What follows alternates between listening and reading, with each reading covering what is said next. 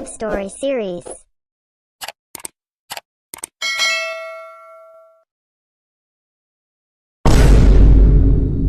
Mori has never been frustrated like this in his goddamn whole life.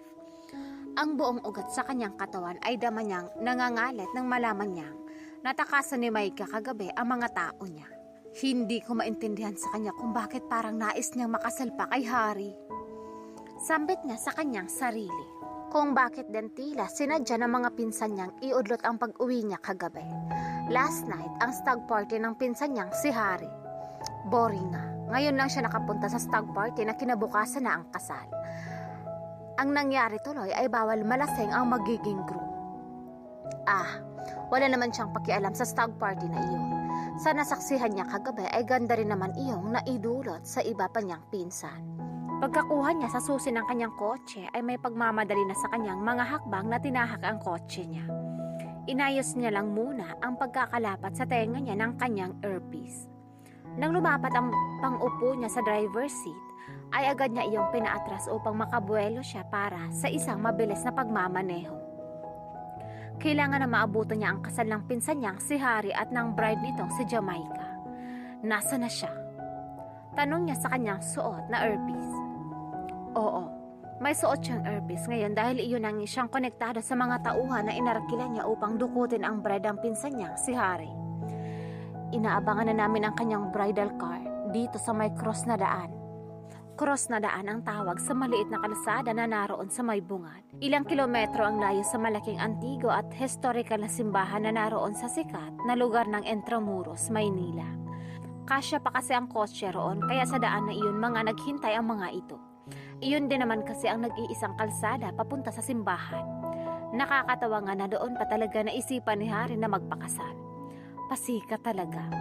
Gumastos pa talaga ang pinsan niyang bugok na inaakala na mauungusan siya hanggang sa huli. Okay, good. Papunta na rin ako. Tugon niya sa mga tauhan.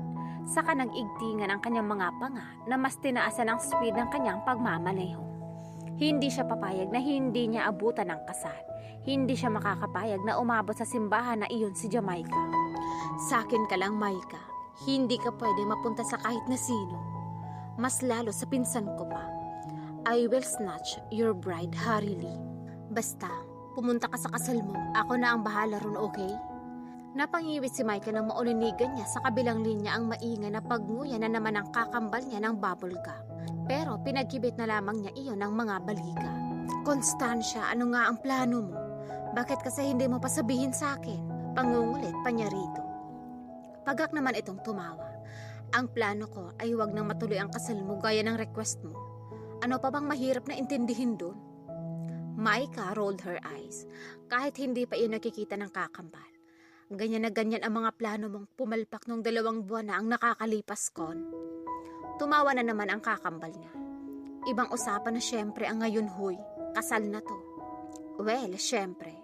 Ibang usapan na rin naman kung gugustuhin mo si Hari Lee. Gwapo, mayaman, hindi na masama. Mas naikot na lang niya ang mga mata. Palibhasa ay hindi sila pareho ng kinalakihan ng kapaligiran ng kakambal niya si Constancia. Kaya, malayo sa kanya ang ugali nito. Ang pagkikita nila ay aksidente lang na nangyari may 2 buwan na ang nakakaraan. Tinakasan niya noon ang isa sa pinsan ni Mori. Aksidente nakasalubong niya si Con sa madilim na eskinita. And the rest, as they say, is history. Sa totoo lang ay wala naman siyang reklamo na mapangasawa ni Hari Lee. Nagkasundo sila ng huli para samanan nitong hindi makukuha kung wala raw nagiging asawa. Nang walang pakakasalan na babae, kaya lang sa huli ay nagbago ang isip niya. Hindi niya kayang panindigan ang agreement nila ng binata. Buti na lang nariyan si Constancia, kakambal niya ang babae na obvious naman na nawali sa kanya noong maliliit pa lamang sila. Ampun lang naman kasi siya ng mga nakalakihan niyang mga namayapang magulang. Hindi rin itinago iyon sa kanya ng mga ito. Alam niya ang buong istorya. Gayon din naman si Con. Kaya wala na rin drama na namagitan sa kanilang dalawa nang magtagpo sila. Tanging pagkagulat na lang talaga. Pagkagulat na normal lang naman at iisa ang kanilang mga mukha. Kasunduan lang ang namamagitan sa amin ni Hari. Kaibigan ko siya nung kolehiyo. Nabanggit ko na naman yan sa'yo. Sinubukan ni Maika na ipaalala pa rin iyon sa kakambal. Ay, oo na. Siya, sige na. Naiintindihan ko. Nakabihis na ako, Kon. Ani pa ni Maika kay Constancia. Nasa himig niya ang nakikiusap na huwag sana siyang biguin ng kanyang kakambal. Okay lang yan, larga na. Ako rin naman ay nakabihis na. Buti nga, may nabili akong mumurahin na trahe de boda sa tutuban. Reklamo ni Constancia. Lumapad ang ngiti ni Maika dahil doon. So, bumili ka pa pala talaga ng trahe de boda. Kahit hindi niya nakikita ay tila alam na niyang nakangisi si Con. Humagikhik nga ito para sa backup plan lang to sis. Pero ang unang plano ko ay papunta na rin sa simbahan sa mga oras na to.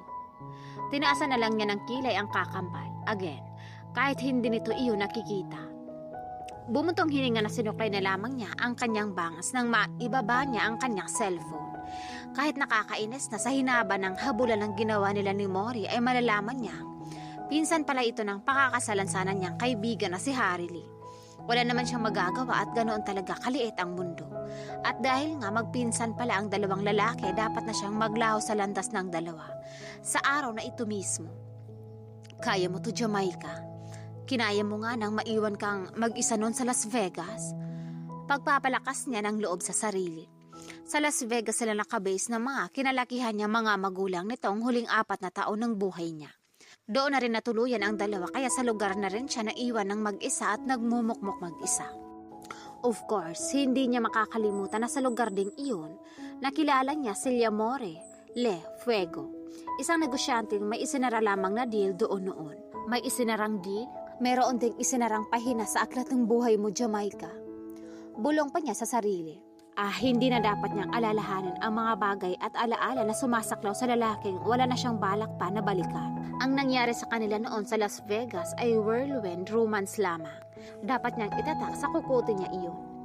Jamaica, iyon din ang bahagi ng buhay mo na nararanasan mo rin sa wakas kung paanong magmahal at mahalin. Napakapahamak talaga ng utak niya madalas. Hindi niya na dapat na alalahanin pa iyon. Kung hindi man siya pakakasal kay Harry ngayon, hindi rin kay Mori. Period. Nasaan ka nababanda? Kumunot ang mga kilay ni Mori sa pagtataka na magsalita sa earpiece niya ang pinsan niyang si Jero ay sumagot din naman siya rito.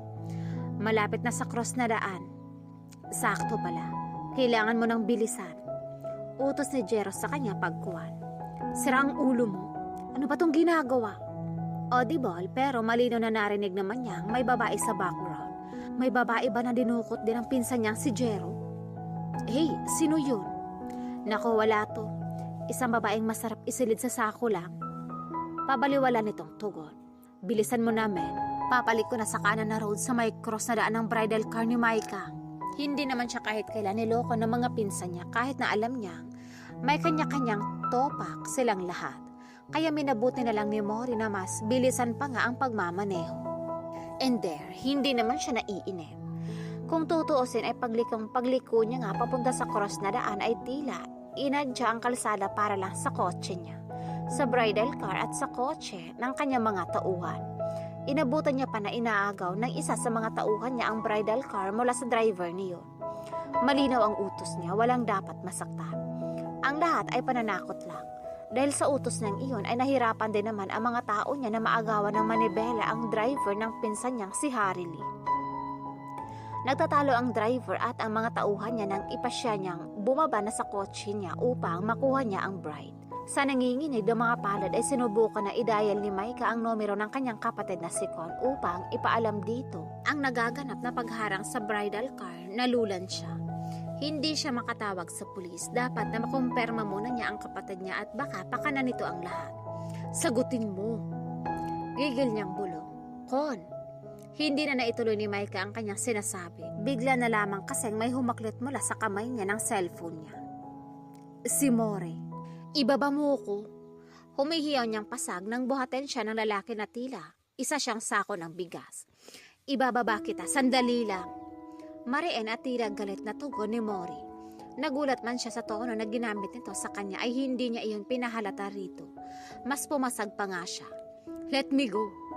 Patuloy niyang hiyaw rito. Sinabayan niya iyon ng mas malakas na pagpasag, umetsa ang mga sapatos niya sa kung saan. Nakakasiguro siyang kahit ang diamond sa suot niyang trahe de boda ay nagtatalsika na. Aray! Matinis na daing niya nang bigla siyang ibagsak ni Mori sa backseat ng kotse nito. Ang ingay mo kasi. Paninisi sa kanya na lalaki. Otomatikong naglock ang pinto ng kotse, gayon din ang pagsasara ng bubong niyon. Magara ang kotse, iilan lang ang mayroon ng ganoong kotse sa Pilipinas. San mo ko dadalhin? Pasingasing niyang tanong dito. Ngumisi si Mori, sa rear view mirror ay kitang-kita niya ang magaganda nitong mga mata na ilang buwan na niyang hindi nakikita. Safe ka naman sa akin, Mikes. Tugon sa kanya ni Mori. Mikes, yun ang pet name sa kanya na lalaking ito talaga.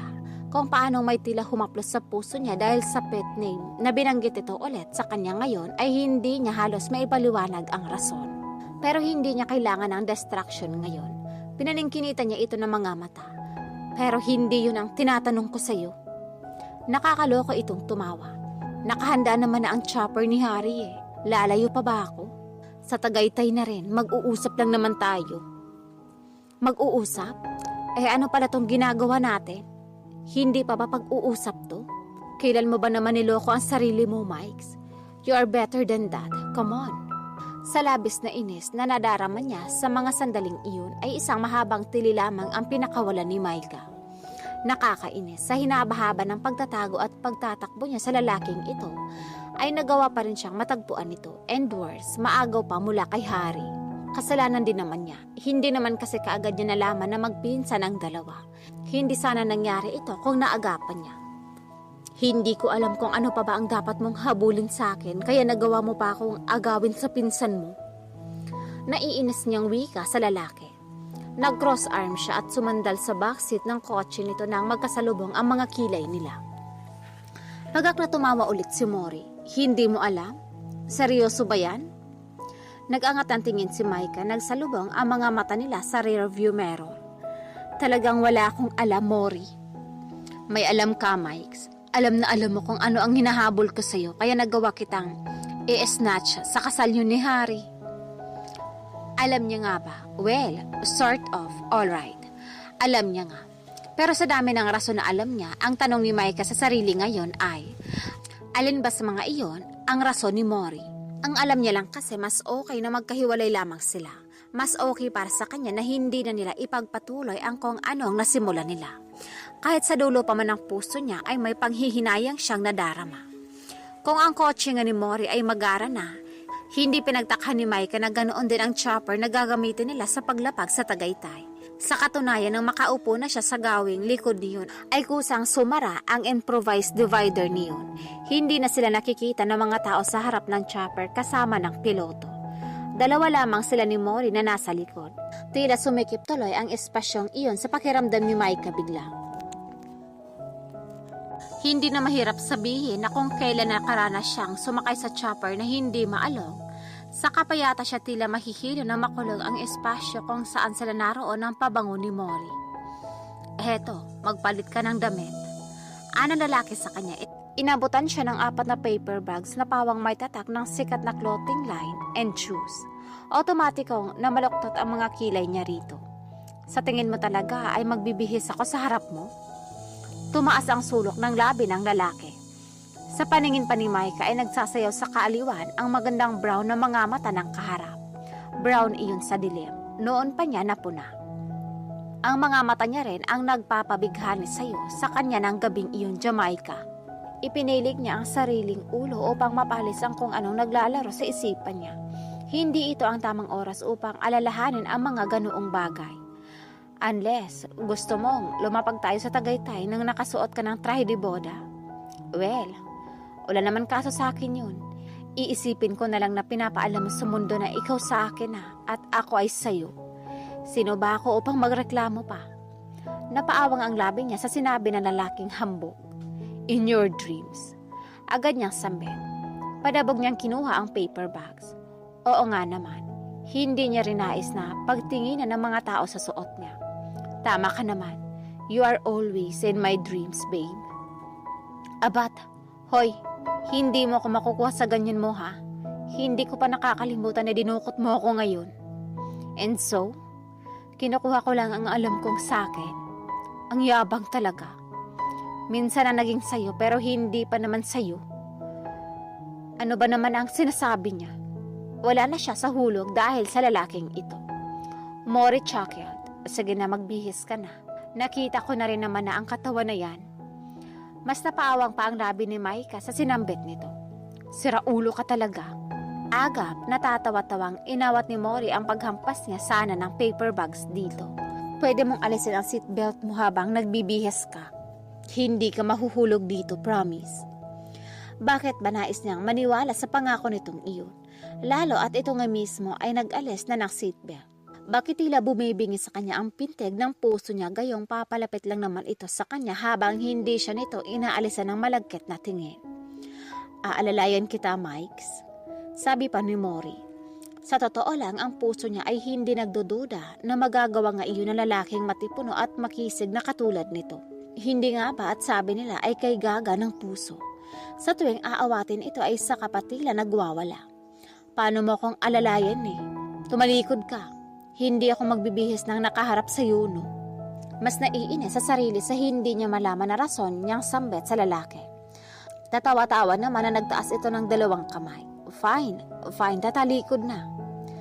Mabait na naman palang kausap kapag may time. Kinagulat iyon ni Maika. Isa kasi sa nagustuhan niya kay Mori ay ang pagiging sutil nito sa paraan na nakakakilig na. Umaamin ka na agad? Tukso sa kanya nang nagsalita sa dulong bahagi ng utak niya. Napakagat na lamang siya nang simula nang tumalikod ni Mori sa kanya. Pumuesto siya paharap sa lalaki upang madali niyang makikita o malaman kung lilingon ito kung sakali, habang siya ay nagbibihis. Nakatalong ko sa kanyang harap talikod si Mori, ang mga siko at nasa mga tuhod na nakabaluktot sa pagkakaupo. Mukha namang safe nga siya talaga pagdating sa lalaking ito at ang likod nito ang bahagyang nakasandig sa mga hita niya upang isuporta nito sa kanya.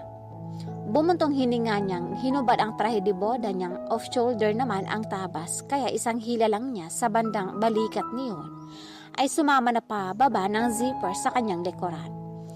Naririnig ko na ang zipper. Mapang-asar na wika ni Mori. She rolled her eyes. Ganoon na ganoon ang sinabi sa kanya nito ilang buwan na ang nakakaraan. Noong unang gabi nila sa Las Vegas. Nagbihis na ako, pwede ba huwag kang magulo? Conway naiinis naman niyang tugon. Tumawa lang ang lalaking loko-loko. Nipple tapes lang ang nakapatong sa kanyang dibdib kaya medyo naiilang siya. Kung haharap sa kanya si Mori, madali naman na matadyakan niya ito kaya kiber. Kailangan niyang magbihis sa mabilis na paraan na alam niya. Kaso lang, ang pagmamadali niya ay sumabay naman sa pag-alog ng chopper. Hindi naman niya gustuhin at hindi man niya lubos maunawaan kung paano ito nangyari. Ang huli niyang nakita ay ang nanlaki mga mata ni Mori bago sumuot ang gwapong mukha nito sa loob ng trahe de boda niya. Oh my God! Gulat na bulalas niya. She bit her lower lip afterwards. Ang balahibo naman kasi ni Mori nagsimula ng maglandas sa legs niya. Oo, nakahanap tuloy ng paraan ang damuhong lalaki na maipaalala sa kanya kung gaano kasarap ang pinalasap sa kanya nito noong una silang magkita sa Las Vegas. I love this body contrast. Bulong kay Maika ng lalaking kanina lang ay inalalayan siya sa stool bar habang umiinom sila nito parehas ng alak. Ang sabi nito kanina ay isa itong negosyante na may isinarang deal sa Las Vegas. Naisipan lang daw nitong uminom bago pag-alis sa bansa bukas. Magaan naman ang loob niya sa lalaki. Siguro dahil kapwa niya Pinoy ito bukod sa gwapo naman talaga ito. I love your sexy voice. Ganteng papuri naman ni Maika rito. Ang mga kamay niya ay nagmamasahe na sa likod ng ulo nito. Ang mga palad naman ng lalaki ay nagmamasahe na rin sa mga magkikinis na hita niya.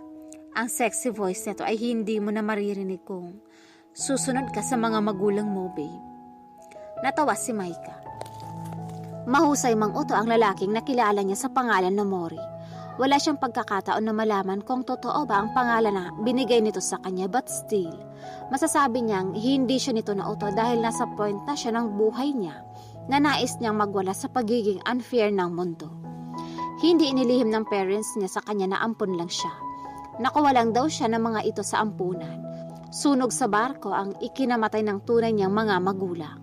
Kumpirmado ang lahat ng iyon nang siya sa sarili niya ang umalam sa mga bagay na iyon. Ayos lang naman sana, wala siyang karapatan na magreklamo pero dahil doon ay pinursige niya ang makatulong sa kinakalakihan ng mga magulang. Kung kailan naman abot kamay na niya ang mga pangarap, saka ito kinuha sa kanya. Nakakagalit, nakakainis, nakakalungkot at nakakaiyak. Mag-isa na naman siya.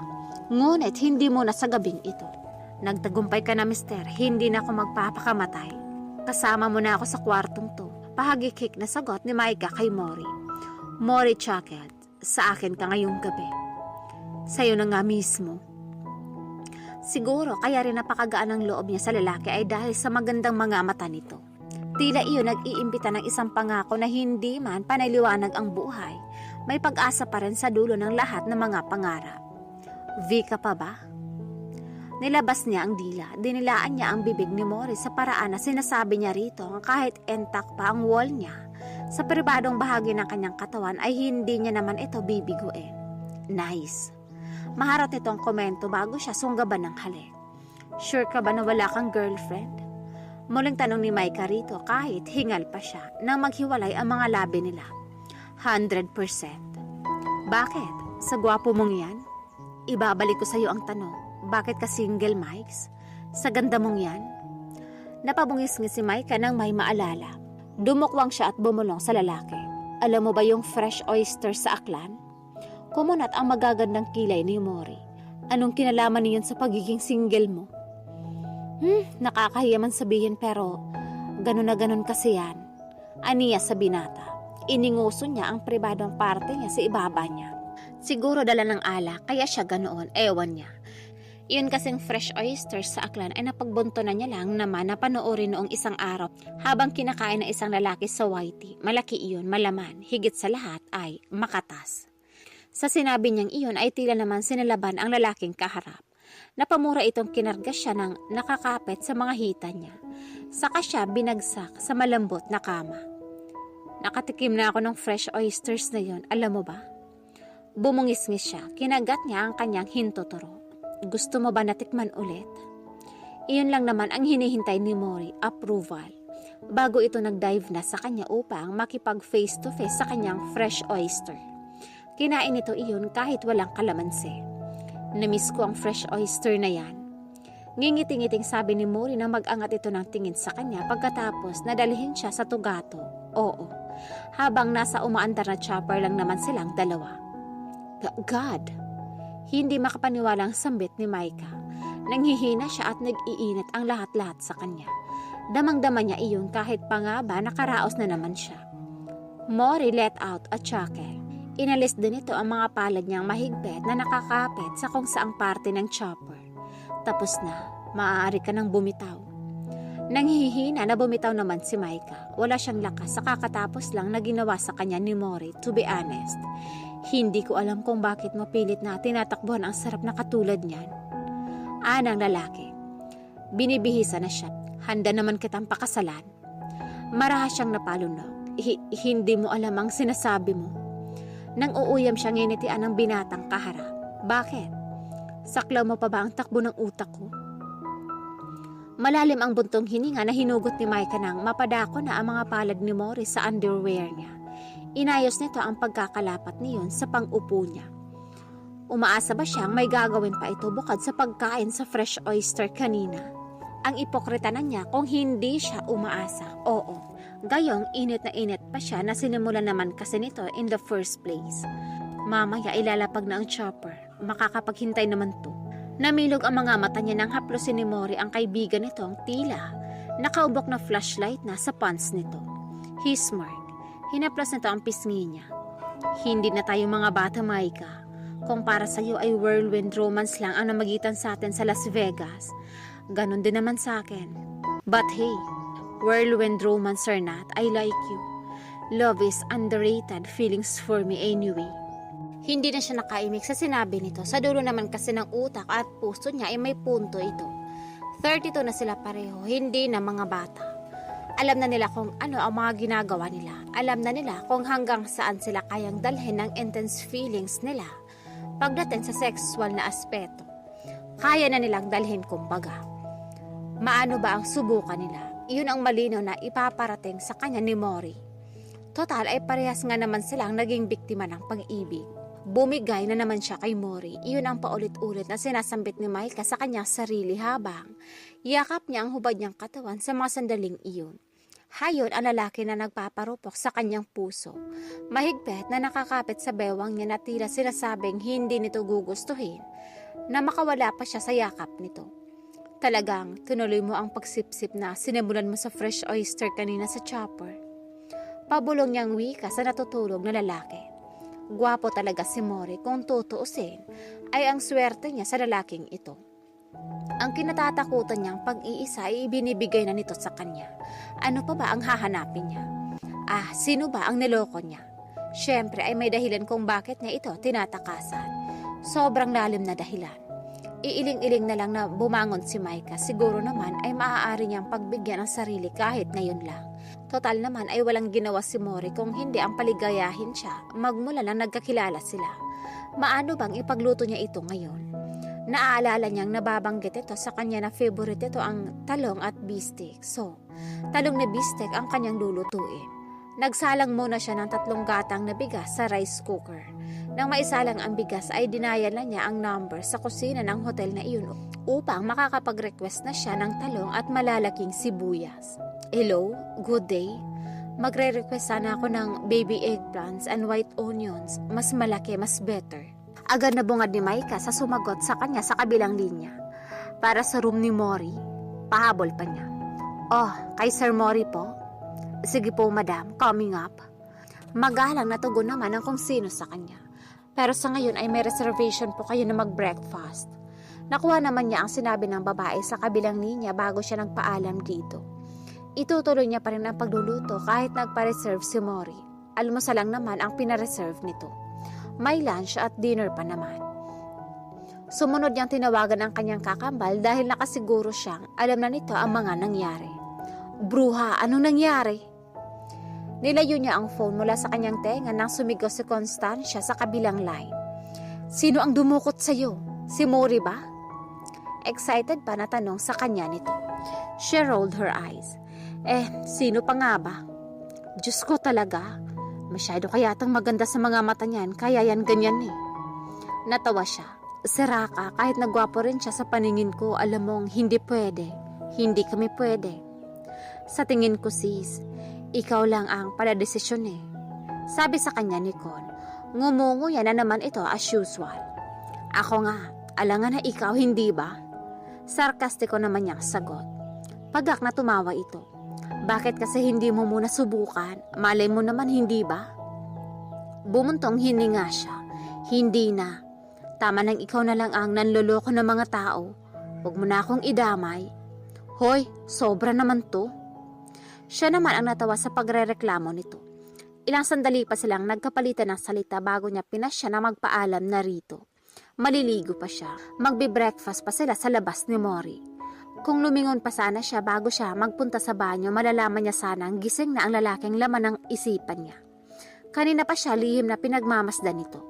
Sa dami naman ng taong masasalubong nila, kung bakit sinahari pa iyon at si Telly, na siyang nabanggit ng kakambal niya na naging bride nga nang dapat ay groom niya. Oo, napalitan nga siya ni Telly sa tulong ng kakambal niyang second sa kanya na magawa iyon. At least, pambawas din iyon ng konsensya. CEO lang naman na may malaking network, sa isang buwan ang hindi niya sinipo sa simbahan, ang pinahiya niya. Just go on. Ang bulong sa kanya ni Mori ang umuntag sa sandaling pagkakatulala niya sa magkasamang sinahari at Tilly. Hinawakan pa siya ni Mori sa kanyang siko, mahigpit iyon. Tila sinasabi na sila lang dalawa ang magmamatter sa mundong iyon at wala nang iba. Parang ipinapaalala na nagawa na nitong makuha siya mula sa pagiging bride sana ng pinsan nito, na magagawa rin itong makuha ang puso niya isa sa mga araw na ito. Kung alam lang sana ni Mori na hindi na nito iyon dapat gawin. So ano ang verdict mo sa bistek na talong? Tumango-tango si Mori, uminom muna ito ng tubig bago siya sagutin. Masarap siya. Malawak na napangiti siya. Wala bang steer yan? Wala, kasing sarap mo nga tong taho, etong talong. Biro pa nito sa kanya. Kinatawa niya lang naman iyon, saglit silang nagkangitian. Nangusap din ang mga mata nila sa ngitian nilang iyon. I still vividly remember the day that I met you, Jamaica. Napakaganda mo nun kahit na sobrang lungkot ng mga mata mo. Pagak siyang natawa. Ngayon ba ay hindi na malungkot ang mga mata ko? Because seriously, Wala naman siyang dapat na ikinasiya pa sa buhay niya bukod sa pagkakaroon ng linaw kung saan na naroon ang kakambal niya. Doon na huminto ang saglit na kasiyahan ni Micah. Huminto roon at dito sa iilang araw na ibibigay niya sa sarili na kapiling niya si Mori. Malungkot pa rin ang ningning ng mga mata mo. Kahit gaano pa man yan kaganda sa mga paningin ko ay hindi mo maikakaila sa akin ang lungkot ng mga yan. Saglit na hinayaan ng dalaga ang sarili na titigan ng binatang kaharap. Hindi niya alam kung ano ang mayroon sa isang ito at tila binibiyak na ang kanyang puso sa isipin na ang napipintong gagawin niya ay para rin naman sa kanilang dalawa. Mahirap kasing sumaya ng sobra, Mori. Baka kasi ano pa ang kunin sa akin ng tadhana na kapalit. Napaismid si Mori. Naniniwala ka naman doon. Noon bang pareho tayong masaya habang minamahal ang mga taong umasak lang naman sa mga puso natin ay naisip mo ba yan? Natameme siya, saka siya bumuga ng hangin. Honestly, no. Pero iyon na nga ang root word, di ba? Pagkatapos natin na sumaya sa kanila, winasak lang naman nila tayo. Pero sumugal ka, sumugal tayo. Sumaya tayo nang hindi natin iniisip na may kapalit yun na pighati. Bumuga ng hangin si Micah. Whatever. Basta para sa akin ay mahirap na sumaya ng sobra, period. Pero masaya ka sa piling ko, hindi ba? Natigilan siya sa kadahan-dahan na napatango. Pero hindi pa rin doon nagtatapos ang dagok ng buhay. Remind ko lang sa'yo. Miss, remind ko lang din sa'yo. Ang buhay ay hindi matatawag na buhay ka kung walang dagok, kung walang pagsubok. Nang mag-isa? Mori, come on. Palibhasa ay hindi mo naranasan ang mga naranasan kong lungkot. Iiling-iling niyang sabi sa lalaki. Kailangan ba na maranasan ko muna bago ko maunawaan ang gusto mong iparating? Naayos lang kung mag-isa ka. Naayos lang kung wala kang kasama sa buhay na sinasabi mong panay dagok din lang? Natigilan na naman si Micah. Bakit ba ang bawat salita ng lalaking ito ay tumatagos sa kanyang puso at kaluluwa? Mori, hindi mo ako naiintindihan. Actually, I am. Naiintindihan ko na ang gusto mong mapag-isa dahil hindi ka na magkakaanak pagkatapos mong magbuntis sa labas ng matres. Mas natigagal na si Micah. So all along ay alam mo? Tumango ito. Seryoso siyang tinititigan ng mata sa mata. Of course, Mikes. Binagsak ni Micah ang mga kubyerto sa mesa. So, naaawak sa akin? Tumayo siya. Binalak niyang talikuran si Mori ngunit naroon ang lalaki sa kanyang likuran, niyakap na siya. Hindi ako naaawa sa iyo, mahal kita. Kung hindi kita mahal kasi ay hindi naman ako magkakaroon na ng pakialam sa iyo pagkatapos na nangyari sa atin sa Las Vegas. Hindi lang ikaw ang nag-iisang babae na naikama ko, Micah. Napapikit ang dalaga. Dinaman niya ang yakap na iyon. Hindi ko alam kung pagmamahal na ba to be honest. Mori just chuckled. Sinimsim din ito ang leeg niya. Hindi mo lang naa-assess pa sa ngayon, Mikes. But I guess you love me too. Binablock mo lang ang sarili mo sa salita at sa pakiramdam na pagmamahal. Hinarap niya ito. Sinapo niya ang gwapong mukha na lalaking bigla na lang binigay sa kanya ng tadhana para paligayahin siya ng gabing iyon. At pagkatapos ay para lamang siyang pasakitan din. Hindi na ako magkakaanak. Hindi exempted doon ang lahi mo. Naiintindihan mo ba? Kinuha ni Mori ang mga palad niya. Pinisil nito iyon. Ikaw lang. Ang hinihiling ko ngayon sa iyo. Puso mo lang, Micah. Sinasabi mo lang yan. Binabawi niya ang mga palad niya rito, ngunit hindi nito iyon pinakawalan. Sinasabi ko to dahil yun ang totoo. Nakalimutan mo na ba na inampon ka rin naman ng parents mo? May option pa tayo basta magkasama tayo. Ano pa ba ang dapat niyang sabihin? Sa buhay naman ay ang lahat naman ay isang sugal. Maano bang sugalan niya si Mori? Makakapaghintay ka ba hanggang kailan ko handang sabihin sa'yo na mahal rin kita? Action speaks louder than words, babe. Action speaks louder than words naman pala. So haklitin na niya ang leeg nito nga at lundagin niya upang kargahin siya. Ang bilis naman. Kunwari ay pabiro na sabi ni Mori nang magkalas ang kanilang labi. Nahihiya kasi ang fresh oyster last time, baka ngayon ay hindi na. Then let's try it habang fresh pa at kusang bumubuka ka. She giggled then arched her back as Mori nuzzled his nose again at her neck. Masyadong mapait ang buhay, naisip niya. Kaya siguro siya binigyan ng ganitong Kamaunawain na lalaki ay para ipatikim naman sa kanya ang tamang timpla niyo na may tamis talaga. Tamang timpla na kasama niya ito nang hindi na siya nag-iisa. Aba, nakabuka na nga. Bulalas pa ni Mori nang nasa pagitan na ito ng hita niya. Maharot siyang natawa. Bumubuka nga para sa'yo. Nung nakaraan kasi ay may pag-snatch ka pa raw eh. They laugh together. Pagkatapos niyon ay mga halinghing na lang nila at ungol ang maririnig sa malamig na kwartong iyon. Ah, that's life.